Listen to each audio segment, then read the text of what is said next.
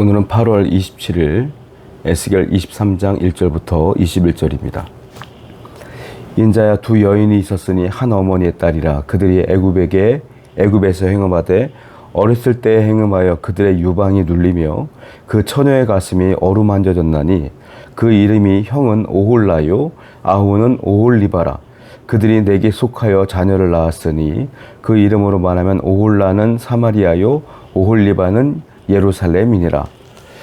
하나님은 또 비유로 말씀하시는데 이스라엘은요 남쪽과 북쪽으로 나누어집니다. 그러니까 우리나라가 남북으로 갈려진 것처럼 이때는 분열왕국 시대이기 때문에 남쪽과 북쪽이 갈라져 있었고 왕도 달랐어요. 북쪽의 이스라엘은 북이스라엘이라고 부르고 거기에 수도는 사마리아입니다. 그 남쪽은 남유다라고 불러요. 성경에 보면 북이스라엘을 이스라엘이라고 부르고 유다는 유다라고 불러요. 이렇게. 그럼 열왕기상 이런 데 보면은 그렇게 나와 있거든요. 자, 남쪽에 있는 유다의 수도는 어디냐면 예루살렘이에요. 그래서 하나님은 오늘 본문에서 보면은 그 두 자매를 이 사마리아와 예루살렘으로 비유합니다. 첫 번째 여인은 오홀라. 오홀라는 사마리아요. 오홀리바는 둘째인데 이것은 예루살렘과 비유를 하는 거예요. 근데 오홀라와 오홀리바는 어릴 때부터 선택된 아이들이라는 거예요. 이 친구들은. 그리고 특별한 존재였다는 거예요. 하나님 보시기에. 그런데 성장해 나가면서 영적으로 타락하고 성적으로 타락했다. 그리고 행음하기 시작했다라는 거예요. 그래서 오홀라, 사마리아, 오홀리바, 예루살렘. 똑같이 성적으로 영적으로 음행하였다. 이 말이에요. 영적인 음행에 빠졌다는 건 뭐냐면 북쪽이나 남쪽이나 전부 다 뭐했다? 우상 숭배에 빠졌다. 이 얘기를 하고 있는 거예요. 여기서 중요하게 하나님께서 선택하시는 단어는 뭐냐면 바로 순결함입니다. 음행이라는 게 뭐예요? 자, 아내가 남편을 두고 남편이 아내를 두고 다른 남자와 다른 여자를 사랑하는 것을 음행이라고 하시는 거예요. 하나님께서는. 그러니까 뭐예요? 순결함이 없어지는 거예요. 영적인 음행은 뭐냐면 순결함이 없어지는 거예요. 우상 숭배가 뭡니까? 하나님을 사랑했던 백성들이 하나님이 아닌 것을 사랑하는 거잖아요. 그러니까 영적인 순결함이 사라지는 거예요.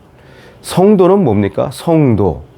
성도의 가장 큰 특징은 뭡니까? 하나님만 예배하는 거예요. 하나님만 바라보는 거예요. 우리는 영적인 순결함을 갖고 하나님만 섬기는 여러분 되기를 축원드립니다. 5절이에요. 오홀리가 내게 속하였을 때 행음하여 그가 연애하는 자 곧 그의 이웃 아수르 사람을 사모하였나니.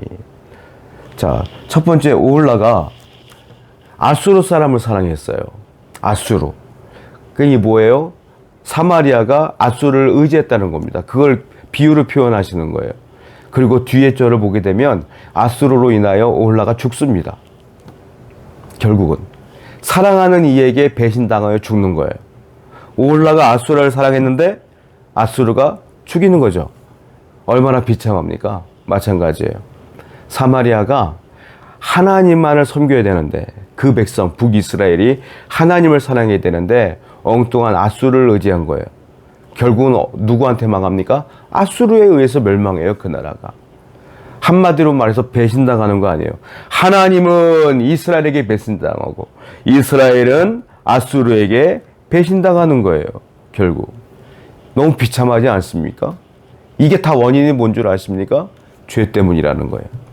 우상 숭배에 빠져 사는 죄 때문에 그렇다. 죄의 결과는 그래서 사망이요 비참합니다. 여러분, 우리가 그래서 항상 하나님 은혜 가운데 머물면서 내가 죄를 짓나 안 짓나 늘 여러분 스스로가 감시를 하셔야 돼요. 말씀으로 내가 하나님만을 사랑하고 있는가를 항상 점검해 보시기 바라요.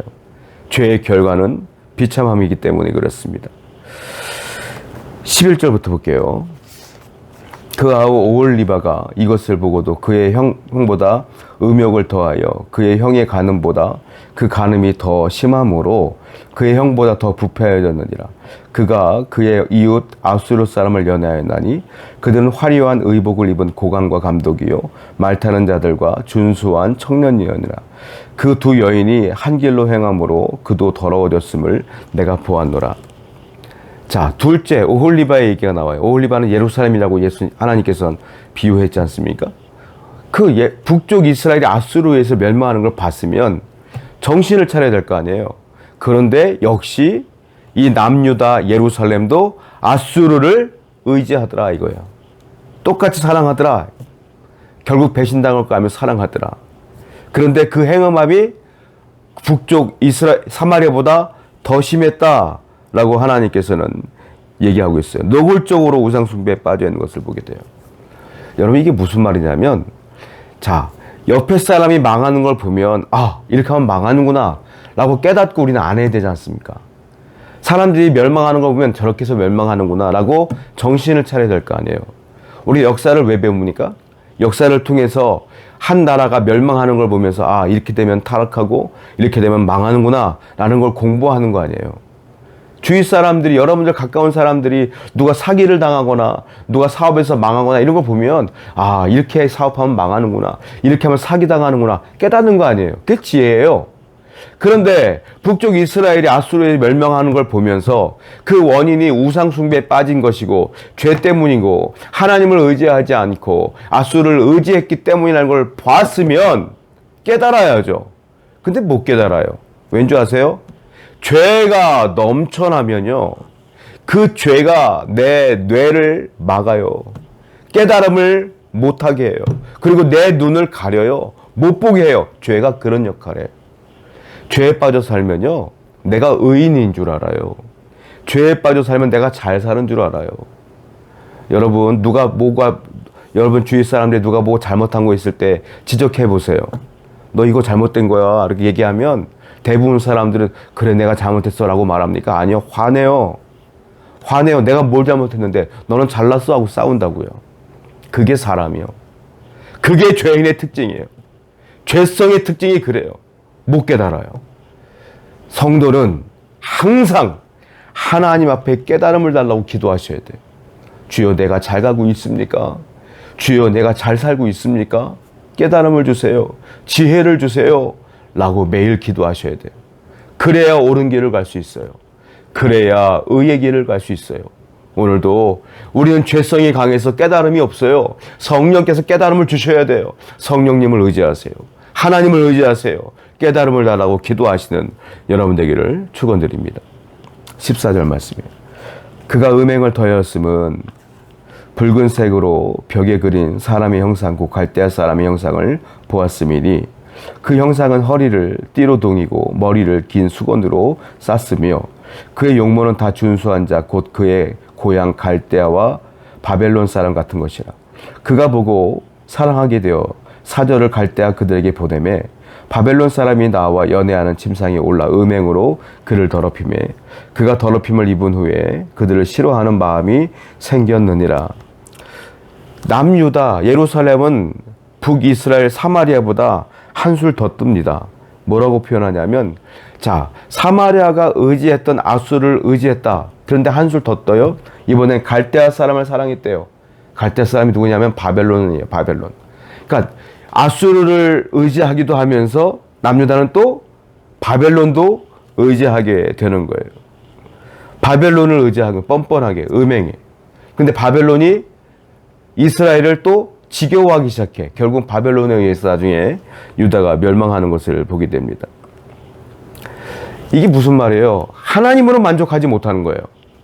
하나님으로 만족하지 못하고 자꾸 아수르 찾고 바벨론 찾고 아수르의 신을 찾고 바벨론의 우상을 섬기면서 하나님 성전 안에 하나님의 성물들이 있을 거 아니에요. 그런데 예루살렘은 어떤 일이 벌어졌냐면 하나님의 성전 안에 있는 성물들을 다 빼내고 바벨론의 신들을 섬길 때 쓰는 그 제사 때 쓰는 성물들을 갖다 놨다는 거예요.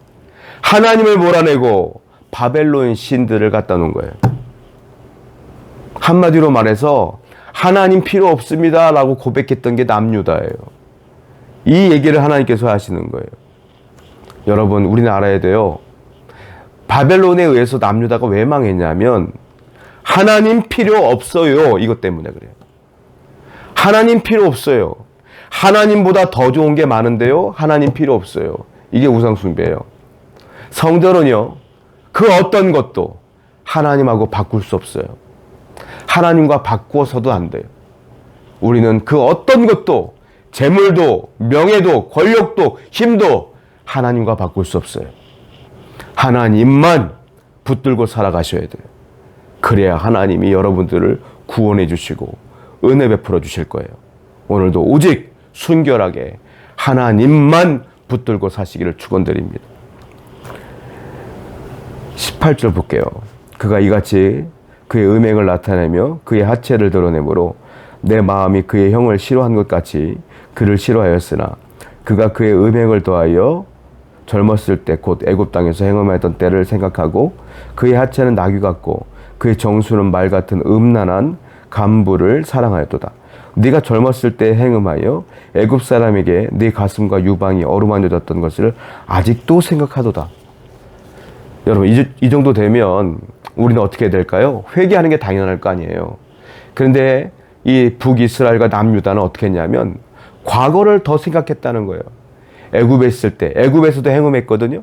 애굽에서도 우상숭배에 빠졌어요. 그런데 맨 마지막 줄을 보세요. 아직도 그때를 생각하도다. 아직도 과거를 잊지 못해.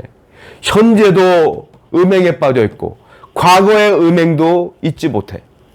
과거에도 우상숭배에 빠졌고 지금도 우상숭배에 빠져 있는 거예요. 이스라엘의 가장 큰 죄는 여기에 나와요. 뭔지 아세요? 하나님이 그렇게 기회를 줬음에도 불구하고 여전히 회개하지 않더라. 이게 가장 큰 죄예요. 여전히 회개하지 않고 오히려 과거를 그리워해요. 오히려 과거에 우상숭배했던 나를 더 그리워해요. 성도는 죄에 대한 깨달음이 있으면 회개를 해야 되는데 자꾸 옛날이 좋았지, 특히 예수 그리스도를 믿는 중간에 모태신앙이 아닌 분들, 중간에 하나님의 은혜 가운데 나와서 구원받고 은혜 생활 잘하다가 갑자기 어떤 상처를 입어, 어떤 문제가 생겼어. 그러면은 내가 예수 믿지 않을 때가 좋았어. 그때가 참 자유로웠지. 그때는 뭐 죄의식도 없었고 그때로 돌아가고 싶어. 과거로 자꾸 회개하려고 해. 그게 문제라는 거예요. 내 죄를 깨닫고 그 자리에서 하나님을 바라볼 수 있어야 돼요. 가장 큰 죄는 회개하지 않는 거예요. 오늘도 하나님 은혜 가운데 거했으면, 죄를 지었으면 회개하시고 용서받고 깨닫고 다시 시작하는 여러분 되기를 축원드립니다. 기도합니다. 하나님, 우리가 영적인 간음과 행음하지 않는 자가 되게 하시고 오직 순결하게 하나님만 바라보고 하나님 은혜 가운데 머무는 성도가 되게 하여 주옵소서. 예수님의 이름으로 기도드렸습니다. 아멘.